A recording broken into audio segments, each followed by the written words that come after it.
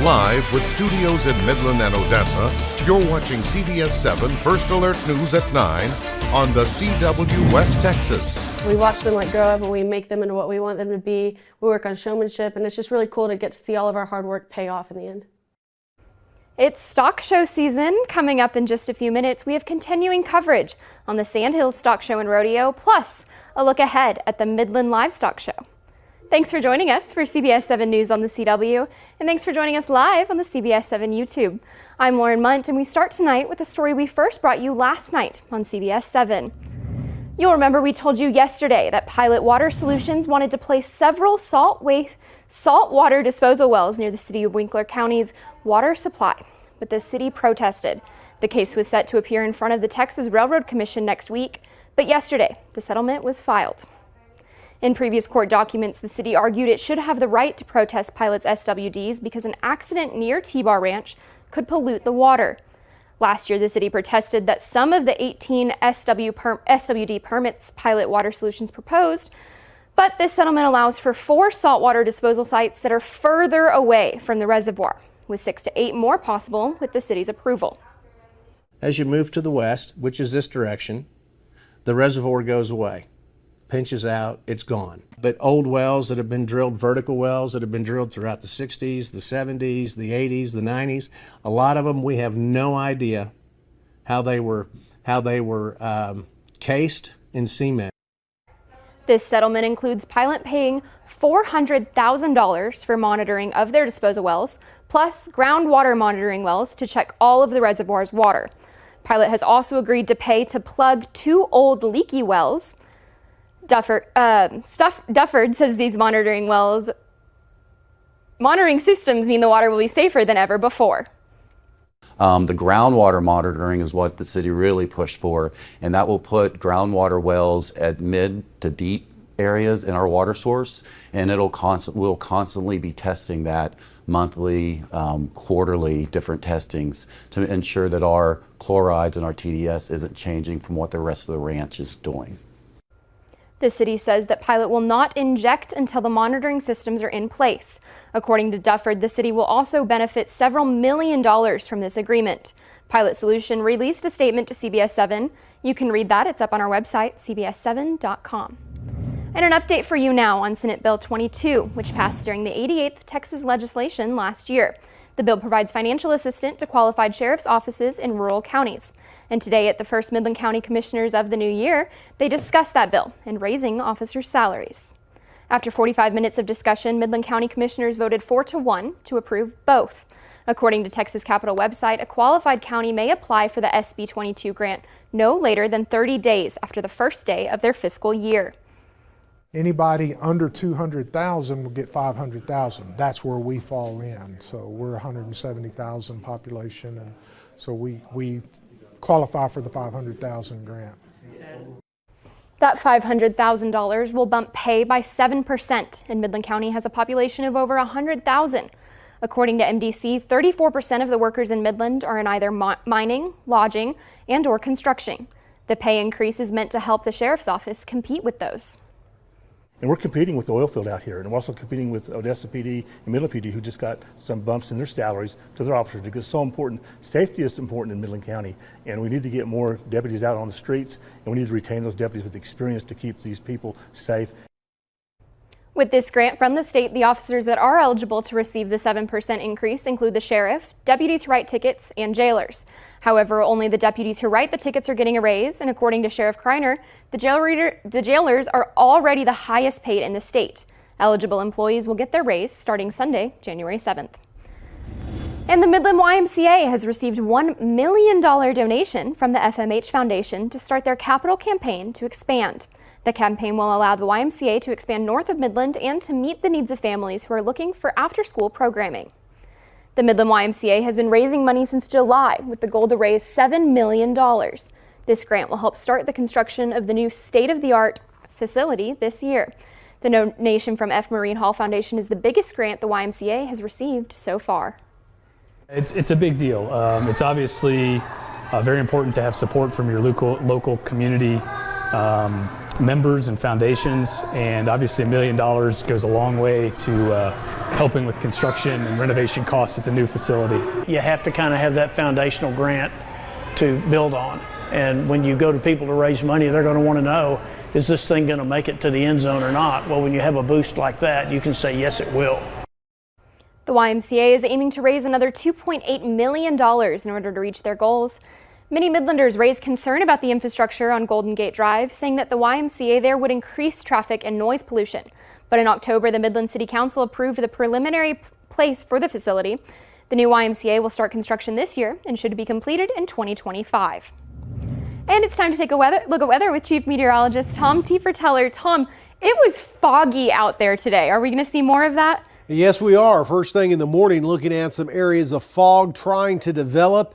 Looks like after about 3, 4 o'clock in the morning when we're going to see that. Let's go ahead and take a look at the West Texas view of the satellite and radar. Again, not really showing up the best here, but I'm going to tell you that we do have areas of low clouds already developing across the Concho Valley, extreme eastern Permian Basin, and they're on their way off to the northwest here as we are looking at current visibilities around 5 to 7 miles right across the central Permian Basin up towards Andrews. So they are starting to decrease a little bit out there across the area as temperatures are cold. We're seeing those right around 40 to the upper 30s out at the Miller National Air and Spaceport. So it looks like we're going to see temperatures drop off a little bit overnight tonight, but these humidity levels are almost near saturation now around the city of Midland up towards Andrews. So expecting that fog and the low clouds to start to develop here probably after midnight tonight. So fog to start your day tomorrow, but then we'll see passing disturbance bring some rain showers to the forecast tomorrow evening. More on that, more on the weekend here in a couple of minutes. Thank you, Tom. Happening this week, the Sandhills Stock Show and Rodeo is about to open tomorrow. Many people will be flocking to the Ector County Coliseum grounds. One of the biggest parts of the event is the annual rodeo concert, and this year it will be featuring country music stars John Wolfe and Carson Jeffrey. The artists are looking forward to being part of this community's tradition. You know, I've rodeoed my entire life, and so the music world is just about the same as the rodeo world, and going down the road and late nights, early mornings. And so when you show up to the rodeo, you just don't have a rope, you have a guitar now. So it's a lot of fun, though, playing at the rodeos and everything. Behind the scenes, organizers have been working to ensure everything moves along smoothly. CBS7's Matthew Alvarez spoke with Nancy McCain, Vice President of Marketing, about what we can look forward to this year. All the, top cowboys and cowgirls coming back again this year to compete in our rodeo. They just came off of the finals in Las Vegas, so we're excited to have all of them. We've got some of your, top bullfighters, clowns. Randy Corley is our announcer coming back. Lots of family fun. We're ready, for everyone to come out and enjoy. And like always, everything you need to know about the Sandhills Stock Show and Rodeo can be found on our website, CBS7.com, as well as our mobile news app. And mark your calendar, because next week is the 72nd annual Midland County Livestock Show. This show allows participants to show off the animals they've raised and also win scholarship money for kids across the Permian Basin. Pigs, cattle, lambs, and more are the essence of this annual show. One of the benefits about these shows is that it teaches responsibility to children at a young age. Depending on their age, they can also win money that goes towards college. All proceeds go back to the kids, and so I think that's really important, because if you come to the sale and you put your money down on somebody, that goes to their project for next year, or if they're a senior, that goes to their college fund, and so I think that's really important. Robinette, just like many others, travels across Texas to compete in other livestock shows throughout the year, not just to compete, but also to be with their second family. And across Texas, the Biden administration and House Republicans are upping the political pressure on each other on immigration strains across the U.S. southern border. A GOP delegation of over 60 lawmakers, led by Speaker Mike Johnson, is in Texas, criticizing the president's immigration policies and demanding change. Laura Aguirre has more on Johnson's trip to the edge of Texas and how the White House is pushing back. We got a first-hand look at the damage and the chaos the border catastrophe is causing in all of our communities. The Speaker of the House speaking out from the southern border Wednesday. He and a delegation of over 60 GOP lawmakers traveled to Eagle Pass, Texas, a major crossing point for migrants hoping for entry into the U.S. And what's more tragic is that it's a disaster of the president's own design. In a statement Wednesday, the White House says that Republicans' consistent refusal to vote for the president's border funding year after year is hamstringing border security. War aid tied to Ukraine and Israel in the president's current funding proposal is one of several issues further fueling the congressional stalemate that may only worsen the migrant crisis. We will not have the resources to perform our jobs as fully and completely as we could do so. Homeland Security Secretary Alejandro Mayorkas now facing an additional challenge with Republicans, with House GOP members announcing they'll move forward with impeachment proceedings against him in the coming weeks. If Republicans were serious, instead of trying to put together these, impeachment sham hearings and what have you, that they would actually sit down with Democrats and come up with a comprehensive plan to really deal with immigration. We need to focus on what we can get accomplished in this deal. And not what we can get accomplished in a political commercial 10 months from now. I'm Laura Aguirre for CBS7 First Alert News. U-Haul says that more people moved to Texas than any other state in 2023. And that's the third year in a row that Texas has topped U-Haul's Growth Index report. Each year, U-Haul calculates the number of one-way trips on its trucks to and from each state. And Texas had a net gain of about 174,000 people in 2023. Florida was number 2, then North and South Carolina, then Tennessee. California was at the very bottom of that list. And the report that tracks it, do-it-yourself movers, but it doesn't account for other rental companies or when people hire a moving company. U-Haul says the report does not correlate directly to population or economic growth. And you're looking now at today's top headlines. They're shown here in real time with real viewers in CBS7.com. You can see all these stories and more just by downloading our app or visiting our website, CBS7.com. And still ahead, newly unsealed documents from a lawsuit connected to accused sex trafficker Jeffrey Epstein have been released. We dive into those documents next here on CBS 7 News at 9.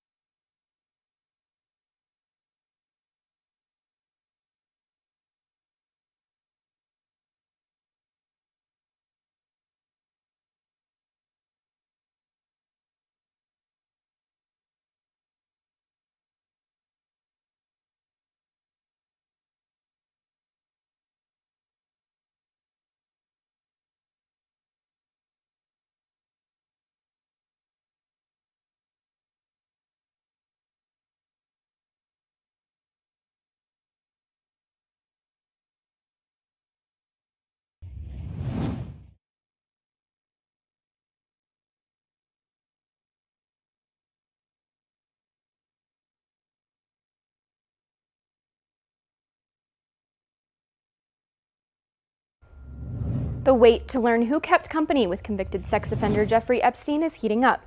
Emily Schmidt has more on what's behind the scenes release of pages of unsealed documents in the case. More than 4 years after Jeffrey Epstein died by suicide in jail, awaiting trial on federal sex trafficking charges, federal courts are giving a new window into his world. It's all happening because while Epstein's legal woes played out publicly, court documents redacted the names of some of his accusers and associates, calling them only John Doe or Jane Doe. Now the first 40 documents have been unsealed, making the names public. Ultimately, nearly 200 people could be named. It's unknown what all the documents contain. Some names were already revealed when Epstein's partner Ghislaine Maxwell was convicted of sex trafficking in 2021. And appearing in these court documents doesn't necessarily imply wrongdoing. Epstein circulated within high-powered circles and was known to spend time with former Presidents Bill Clinton and Donald Trump, as well as Microsoft founder Bill Gates, none of whom have been accused of wrongdoing related to their connections to Epstein. Britain's Prince Andrew was also a friend of Epstein's. Virginia Roberts Giuffre accused Andrew of forcing her to perform sex acts when she was a minor. The prince denied allegations and reached an undisclosed settlement with Giuffre in 2022. The unsealed documents also won't name everyone. Accusers who were under 18 when they allege wrongdoing will remain anonymous. The documents are expected to be released gradually over the next few days, revealing potential new information after years of mystery. I'm Emily Schmidt reporting.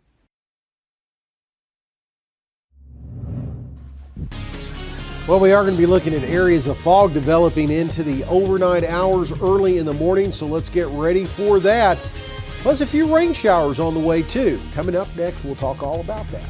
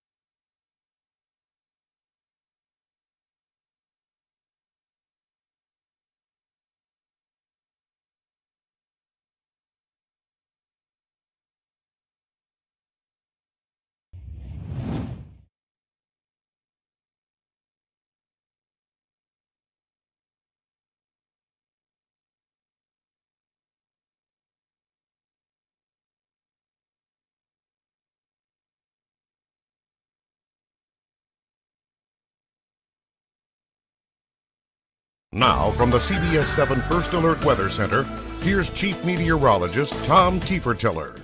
Well, looking outside on a live iCam in Odessa, we do have a little bit of dew starting to develop on some of the windshields out there, indicating those humidity levels are up there close to 90% plus across the Permian Basin. So we're expecting low clouds, areas of fog to start to develop here over the next couple of hours. There's already low cloudiness over towards San Angelo.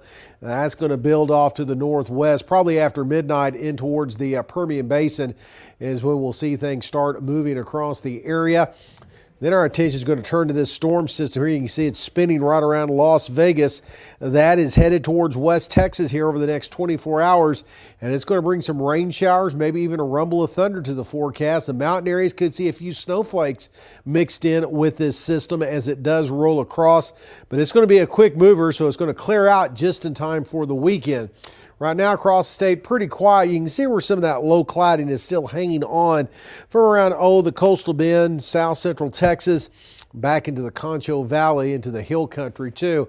And that's what's going to spread off to the north and northwest. And there's going to be plenty of moisture for when this storm system here starts to sweep across with those scattered showers and maybe a rumble of thunder again in the forecast. High temperatures today were held down for most of the day because of the cloud cover of the fog. 48 degrees is where we topped out at across the Permian Basin. Again, looking at the forecast, again, the fog starts to develop and the low clouds after about 4 o'clock in the morning, continuing throughout the morning hours before we see that next storm system start to roll in.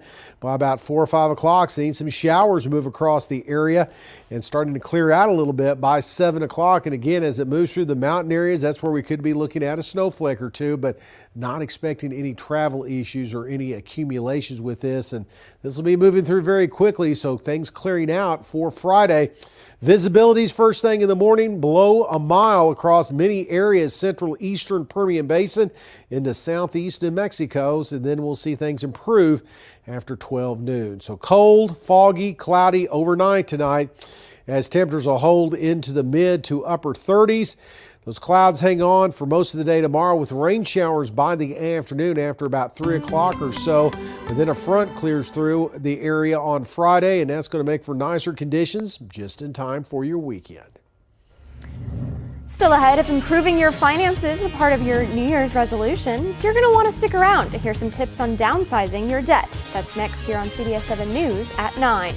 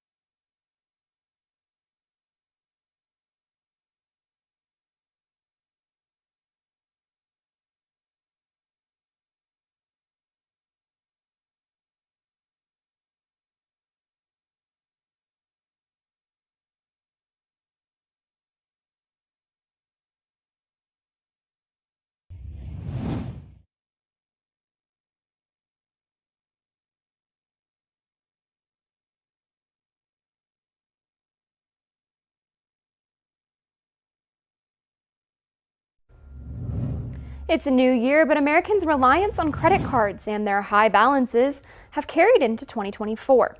Now, what does that mean for the overall economy and for those who have made financial resolutions? Where can they start to pare down their credit card debt?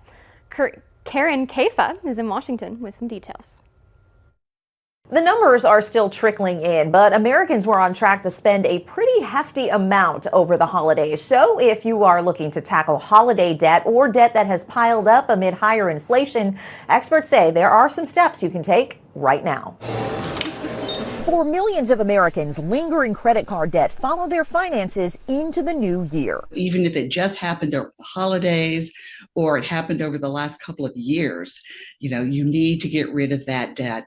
Americans' collective credit card balances soared to a new high of more than $1 trillion in 2023, according to the Federal Reserve Bank of New York. Meanwhile, the average interest rates for credit cards spiked at more than 22% in 2023, amid the Federal Reserve's interest rate hikes to curb inflation. And while debt can feel isolating, households with credit card debt aren't an exception right now, according to consumer finance analyst Beverly Harzog, despite more promising economic numbers. When inflation slows down, that just means that the rate of prices slows down as it's going up. It's still going up. And that's why so many are feeling the pinch of having not enough money to actually pay your monthly bills. And that's how a lot of people got into credit card debt. Harzog says households can make a fresh start in the new year with two major first steps: creating a budget and tracking expenses. Think of that as your financial foundation. You have those two things in place and you have control over how you spend your money. Other key action items toward paying down debt, Harzog says, making a list of all credit card balances and knowing your credit score as a starting point. Credit scores can also help consumers decide on an approach to paying down debt. For households with good credit scores, a balance transfer to a credit card with a lower or temporary zero interest rate may be an option and help cut down on the interest that's paid over time. In Washington, I'm Karen Kafa. Still ahead, a few weeks ago, we brought you the story of a cat racing around Australia on a yacht.